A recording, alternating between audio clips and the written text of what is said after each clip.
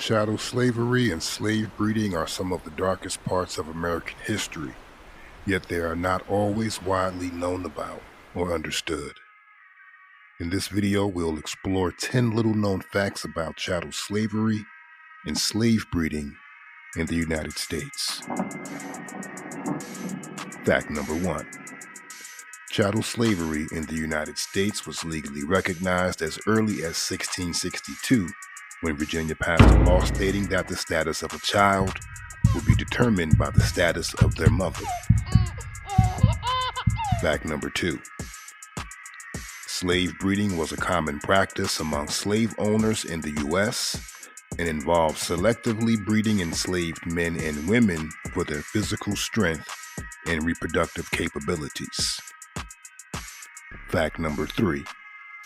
It was not uncommon for slave owners to force enslaved women to have sex with male slaves in order to produce children who could be then sold for profit. Fact number 4. Slave breeding was particularly common in the American South, where the plantation economy relied heavily on the labor of enslaved people. Fact number 5.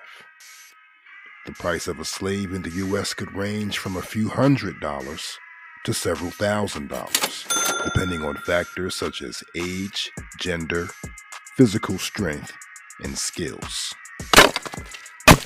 Fact number 6.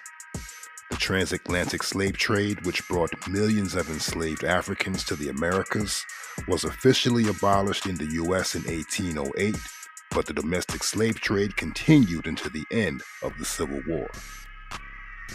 Fact number 7.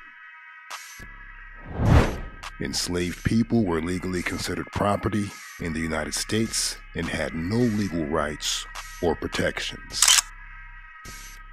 Fact number 8.